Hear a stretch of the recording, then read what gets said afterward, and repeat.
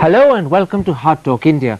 A spate of newspaper reports in recent weeks suggests that the communist government in Bengal may be changing its colours. But is that really the case? And if it is, then how does the Communist Party in Delhi regard the situation? With me to answer that question is a man that many consider the future General Secretary of the Communist Party Marxist, Senior Politburo member Prakash Karat.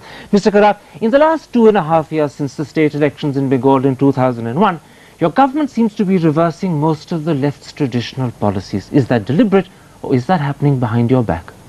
No, actually it's a conscious policy in the sense that we implemented land reforms and instituted the panchayat system in the rural areas which ensured agricultural growth and rural development. And now we are turning our face to the urban areas, to industry, to generate more employment through new investments. But hang on a moment, you said it was a deliberate decision, a conscious policy to reverse earlier decisions and policies taken by your own government? Not exactly reverse, conscious decision to build upon earlier policies. We have taken some new initiatives, but those initiatives would require more investment, mainly from the private sector. But you're not building upon, you are actually reversing. Let's look, for instance, at your industrial policy. 14 public sector units have been earmarked for shutting down, 2 of which, Sundarban Sugar Beet and Indian Paper Pulp, have actually been closed. Now, 15 years ago, 20 years ago, your government would have been taking over such sick industries. Today, you're shutting them down. That's a reversal. No, for the last 10 years, we have been trying to restructure the public sector in West Bengal. The difference between our policies and the policies of the central government is that we do not shut down any profitable public sector undertaking run by the state. The 6 or 7 units which we have earmarked for closing down... 14. The first phase, 6-7 units are being closed down. I know the numbers. We have discussed this at the party level in Delhi. It's not a West Bengal decision. Is those units which have no possibilities of production or revival. Except for the fact that one of them, Indian Paper Pulp, was acquired by you when it went into liquidation in 1993. At that point, if you had left it, you would have saved money. But you acquired it, you tried to run it, you made absolutely no money, and today you're admitting that you failed. Yeah, but as far as the public sector undertakings are concerned, I want to make it clear that any public sector undertaking in West Bengal which is viable or making money, we are not going to sell off or we are not going to close down. No, these are totally unviable units. I'm quarreling with the fact that you call this building upon policies. I'm saying it's a reversal. Let me quote to you what your chief minister has said on the 11th of October about the earlier decision to acquire sick industries. He says it was foolish, mark the word, not just wrong, but foolish for the government to take over private industries which had gone sick. In his mind, he is not just reversing policies, he's undoing past mistakes. Well, it was not just in West Bengal. All over the country, the government used to take over 6 private sector units. And it was followed in West Bengal also. In other words, you made the same mistake that the central government was mistaking? You followed in their mistaken footsteps? Yes, we followed the policies which were there prevalent because central government used to give backing for the states also to take over private sector units. So because they gave you backing to make mistakes, you willingly made mistakes. You're conceding that? So that considered a mistake at that time. Wasn't it? Your chief minister today considers it a mistake. So that considered a mistake at that time. Today it is considered a mistake. In fact, the argument is why should we help sick private sector units which have been squeezed dry by private managements, made sick. Why should we be the hospital for sick units? It's not just that you're reversing policy by shutting down the sort of company that earlier you would have taken over and helped. You're reversing policy by doing something else. Another 10 public sector units have been earmarked to be given over to the private sector. I can tell you the exact details. I know the exact details. Communists nationalize, you're privatizing. No, communists don't just nationalize blindly. In West Bengal, we have to implement the overall economic policies of the center because the center sets the pace. Within that framework, you are under no compulsion to carry within out that framework, don't give you money anymore for investment in public sector, which they used to do in the past. But the central government used to provide funds for the public sector. Today they say no more funds for the public sector. And you're not getting... So we are forced to take a decision. But in that decision... No, you're not just taking a decision. Forgive me, I know I'm interrupting you, but I'm doing it purposely because you're not we are not going to... You cannot cite a single instance. Unlike the other state governments run by the BJP or the Congress in this country, there's not going to be a single public sector unit which is running in a reasonably efficient way and is making profits which will be You closed have on very Bengal. few public sector units in Bengal that are actually running in a reasonably efficient way. If you have in fact even a half a dozen of those, most people would be surprised. Therefore, it's only natural that economic logic would lead you to shut them down. But that is an economic logic you defied for 20 No, years. it's not economic logic. You will have to run, for example, public transport. You will have to have public services. We do not buy the argument that economic logic means public sector is bad and all private sector is good. Well, you may not go by that logic, but let me quote to you what your own Chief Minister, Buddhadev Bhattacharya, wrote in the Indian Express on the 1st of October. That's just 8 weeks ago. He said, "It is no longer possible for the state government to develop, upgrade and maintain infrastructure and provide all the civic amenities on its own." He's making it perfectly clear that some of the things Yes, you think the government should do, he is can't telling do. the people again and again the hard realities, not only of West Bengal, of the country's economic policies. Now, We have there's no difference between what the Chief Minister is saying, his perception, and what we understand the Except situation. in talking about not being able to do everything on its own, he's using the language of conservatism in Britain, not communism in Bengal. That's a sign of reversal. Unfortunately, infrastructure, for example, the power sector, we do not want a policy which creates Enrons. In West Bengal, you will not find a single Enron type project being set You up. see, I'm making All through the 90s. I'm making a simple point. I'm saying to you that in Buddhadev Bhattacharya and in the policies he's been following for the last 2.5 years, you have a government that is reversing traditional left policies. I don't think so. No, that's what I'm quarreling with, because you insist that it's a continuation. Let me quote And Mr. again. Jyoti Basu used to make similar statements before chambers of commerce. The same criticism used to come about the party. Let The me- party is different from Mr. Jyoti Basu. Let me quote what Buddhadev Bhattacharya said to Frontline magazine 15 months ago. He said, "We Marxists are realists. We understand that change is essential to life. There is no point in holding on to a dogma. We shall have to change our policies," mark that word, change our policies according to the reality we face. What's wrong with that? We are not dogmatic. So he's changing policies, he's reversing policies, he's giving them up. Changing policies and reversing policies. For example, we have not reversed policies regarding land reforms, regarding panchayats, regarding maintenance of essential public services. But you We have not have changed your industrial policy so dramatically Industrial that you are policy today we changed shutting in down what 1997. you used to support. Today you're privatizing, whereas previously you were an anathema to we're not- private investment. No, there's a difference. We are closing down certain units because they cannot be run. If the private sector would have taken it up, very good, but they won't take it up, so we're Pause for a closing moment, down. pause We're for a moment. outright shutting and down. look whose support you're taking in closing down units that you can no longer run. You've gone to the Department of Industrial Development of the Government of Britain. Your advisors, Price Waterhouse. Your critics say, suddenly the communists are hand in glove with people who are considered capitalists. The DFID has decided to fund the package for rehabilitation of the workers of these closed units. We have studied that package closely. It's a standalone package. It has no conditionalities. But it and comes from we a have country that consulted is the- not communist. No, It comes no. from people that earlier you would have shunned as No, partners. the workers of the unit you mentioned, the sugar beet unit, for 7 years they have been taking their salary without any job, production, without jobs, and we have discussed with them. The trade unions have been consulted, and they would like to have alternative employment after retraining. In fact, you've even implemented, although you don't use that phrase, a form of voluntary retirement scheme. You're calling it an early retirement scheme. You are no It's longer been closed down. You're no longer giving people We are not guarantees of using any jobs for life. euphemisms.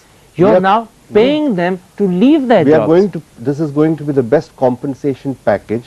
We have studied it at the level of the Politburo, and we are prepared to defend it publicly all over the country to all the working class and trade union Note the organizations. pride in your voice. You're actually following capitalist policies better No. than the capitalists themselves. You're saying No. that this is going to be the best compensation package. You're outdoing others at that game. No, we are not going to be on the defensive that we have built socialism in the past in West Bengal and we are reversing those policies. There's no socialism, there's only capitalism.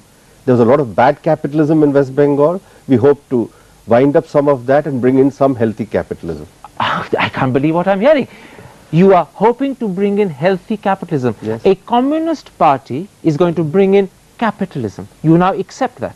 Last 26 years, what else have we been doing in West Bengal? Do you think we have been building socialism? Mr. Jyoti Basu has made this very clear in the last 24 years of his tenure, that we have a democratic program which hopes to bring about some serious reforms within the existing capitalist system in Let India. me quote to you what your party manifesto in 1990 said. At the time in 1999, you accused the BJP of abandoning whatever little pretension of Swadeshi it claimed and opening all sectors of the economy to foreign capital. Today, your chief minister is talking to IBM in America, Mitsubishi in Japan, and to the Chamber of Trade and Commerce in Singapore. He no longer cares about foreign capital, he brings it all in. All he says is, come to my state instead. Yes. We are So you're reversing 1999 No, and the we have manifesto. said in 1997, our central committee of the party adopted a new industrial policy resolution for West Bengal.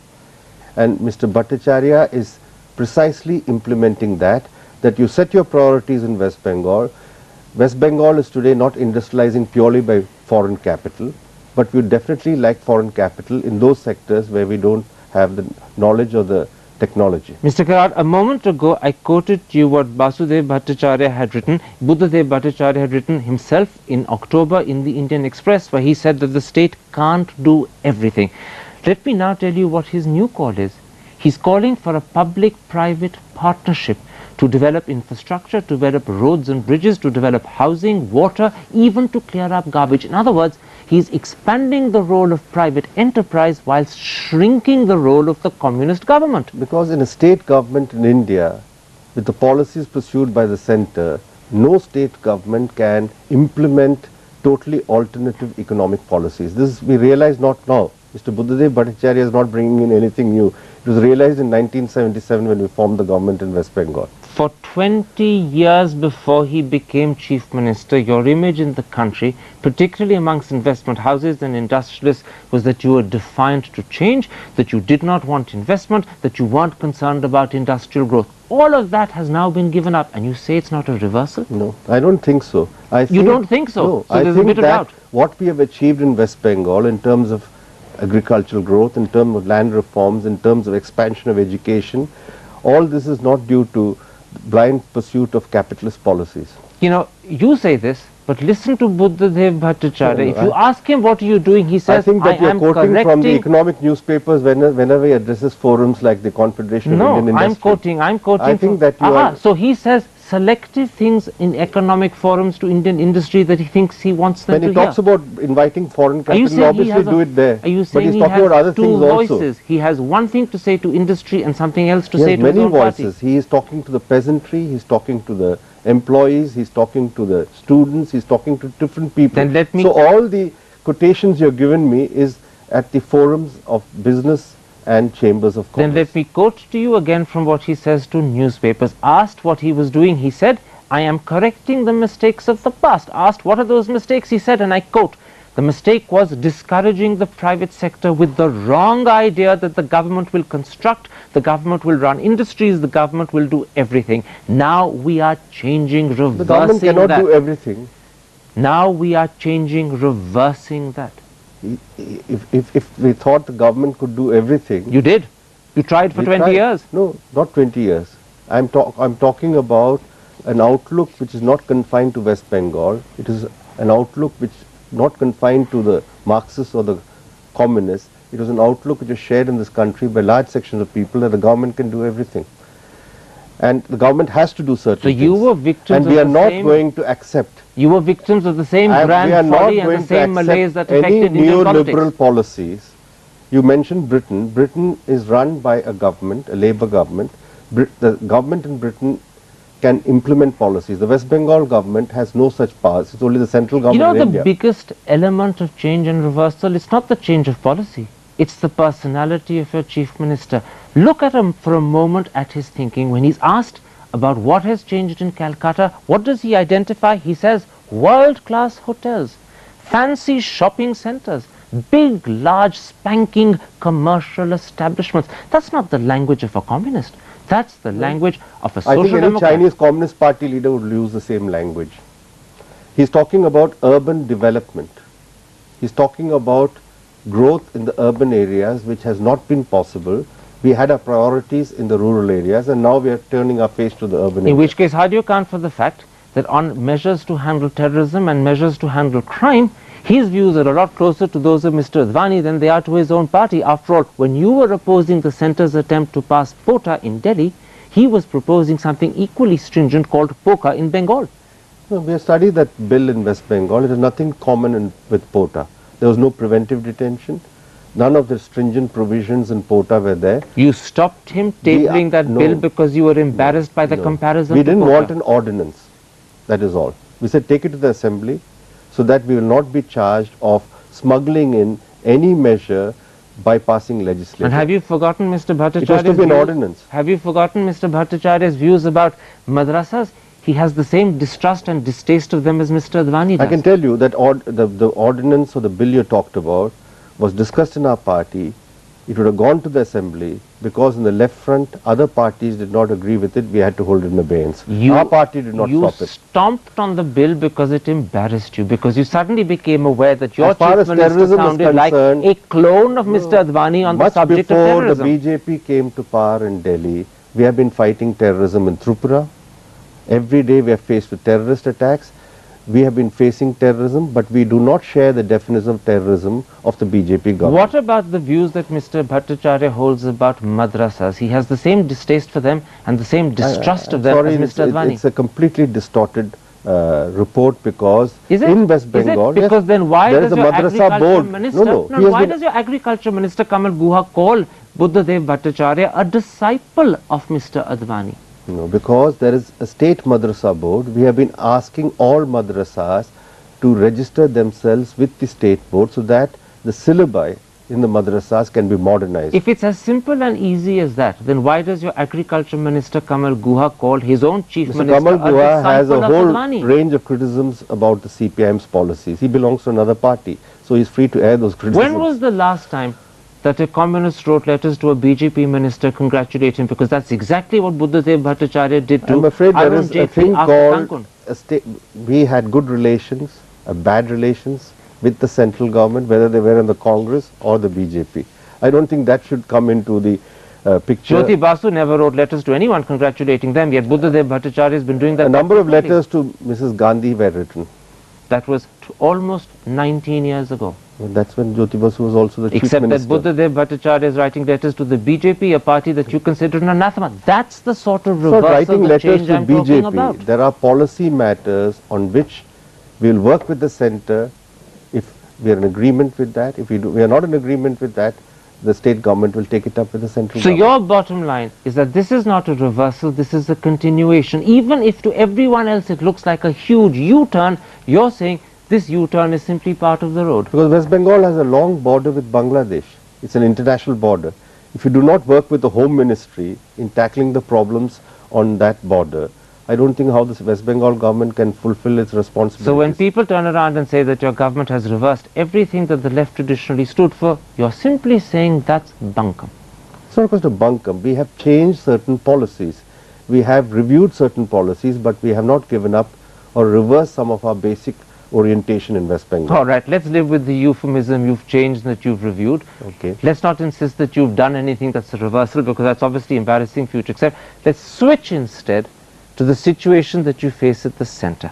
Yes. If after the next elections, and they could be within 2 or 3 months, it looks as if the only way to keep the BJP out is to support Sonia Gandhi as Prime Minister, would you be prepared to do that, or would you seek to create another third front instead?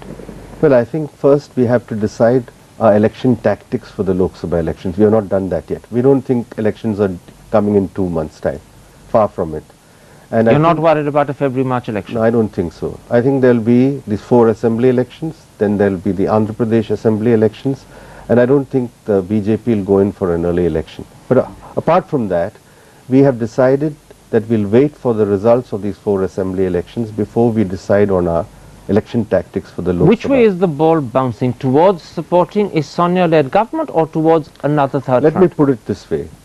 As far as the elections are concerned, the CPIM will not have an alliance with the Congress party at the national level, but the CPIM will work out suitable tactics to direct our main fire against the BJP. If Sonia Gandhi's Congress party emerges as the single largest party but short of a majority on its own, will you pledge your support to help bring Sonia to power as Prime Minister? Well, I think it's premature to say what will be the lineup after the elections, but I can make one thing clear on behalf of my party, that we will, after the elections, in the eventuality of a situation where a non-BJP government is possible, we will do everything to see such a government comes, whoever is heading that government. The critical question is, given the complexity and the size and the complicated nature of the country, do you think Sonia has the capability and the understanding to run India? I think we look at the, let's pose the question in a different way. Do we see the Congress as a party which can lead a government or which can lead a potential coalition government?